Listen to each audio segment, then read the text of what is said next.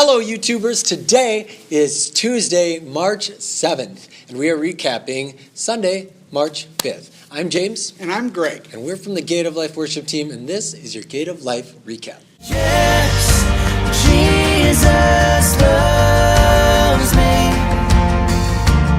even me. Today was actually the first Sunday in Lent, and for those who might be new to the practices of the Lutheran Church and Catholic churches, right? They do Lent and stuff Yes, too. they do. It's 40 days, and a lot of people believe that the 40 days of Lent, you have to give something up. But really, it's just a time to reflect, come closer to God. And if coming closer to God requires you to give something up, then do it. Otherwise, sometimes people add things. So like our church does devotionals, where the whole church can join in for the 40 days with a different devotional each day. So during this Lent, as we say in rugby, practice doesn't make perfect, it makes permanent. So let's try and add those things that can get us closer to God permanently. And don't forget, on Wednesday nights, also during Lent, we will have services at the church at 12, 5:30, and 7 o'clock. Wow, that's a lot. Today's first reading was from Genesis, and it basically is talking about how God told Adam and Eve not to eat of the tree of knowledge. That's right. Eating of the fruit of the tree of knowledge. And the devil turns around and comes back to Eve and says, "Did he say not to eat of the fruit?" And she said, "Yes." Well, the devil in his ways tells her that if you do eat of the fruit of the tree of knowledge, that you will see the same things that God does.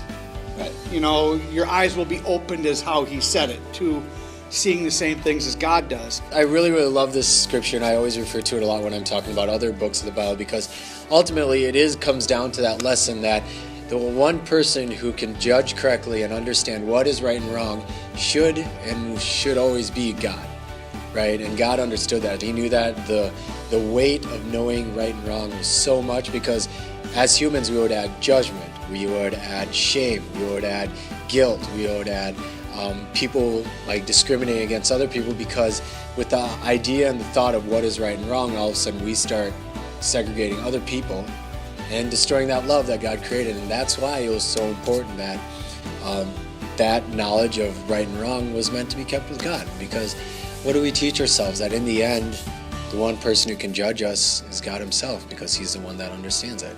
And I think the serpent understood that too. Right. And that's why the serpent came and he's like, if I let you guys understand this concept, you will destroy yourselves within, and then I don't have to do anything. And his plan worked. Yeah. So it's kind of like the culmination of sin coming into the world. And this actually leads into Romans, because what Romans 5 talks about is the original sin, which was Adam and Eve eating off the tree of right and wrong. And then how when Jesus comes, the free gift, as it is mentioned in Romans, is that gift that everything will be justified and we'll be forgiven of our sins. So we have this original sin, and then we have this acceptance of Jesus Christ. And that's so important, the acceptance of Jesus Christ, because you can walk around everywhere doing good things and good deeds, but unless you have received Jesus Christ into your life, unless you have accepted him, you do not have that salvation. And that's what the Bible teaches us, right? As Lutherans, as Christians, that only through Jesus Christ do we find salvation. The gospel continues on with Matthew 4, and it is a very popular one that we learn in Sunday school and through confirmation, and it is Jesus being tempted by the devil in the desert. And so it talks about how Satan comes to Jesus and tempts him with food, or it tells Jesus to jump off the steeple and God's angels will save you if you are truly the Son of Man.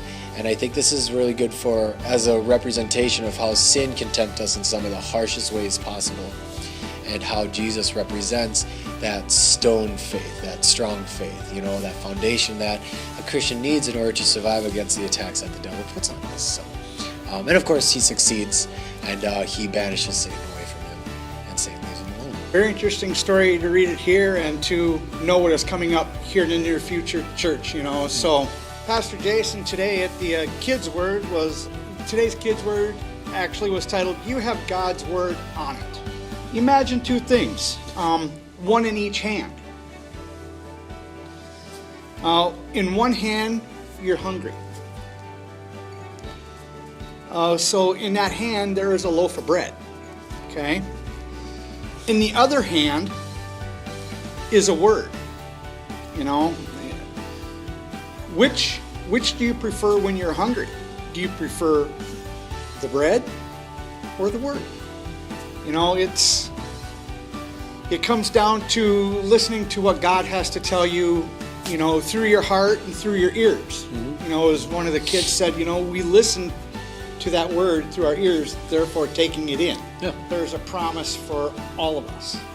You know, we know that we are loved and that we'll be cared for. You know, even if we do wrong, whatever happens, we'll always be welcome back to God. Mm-hmm. So the sermon today was titled Falling Upward. Romans, it talks about Paul discussing the original sin. Through Adam, we are sinful, right? And the ultimate justification for that is death, unfortunately.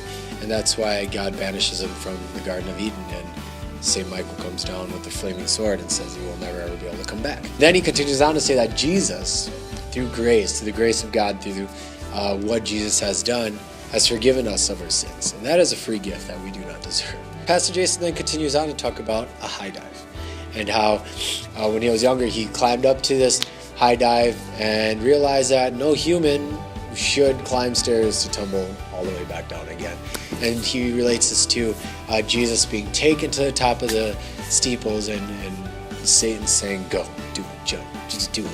You know, he does this, he accomplishes this task, and his mom took him to Dairy Queen.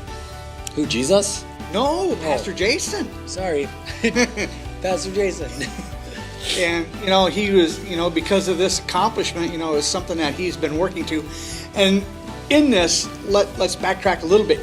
He climbed down those stairs just as many times as he climbed up them until he actually did go off the diving board. Pastor Jason, you know, in some of his final words of the sermon today was, God gives you promises. Mm-hmm. And one of the promises that he talked about is that we are God's children. Mm-hmm. And there are no ifs, ands, or buts about this. You know, as I said before, we may do wrong, but we're always welcome back.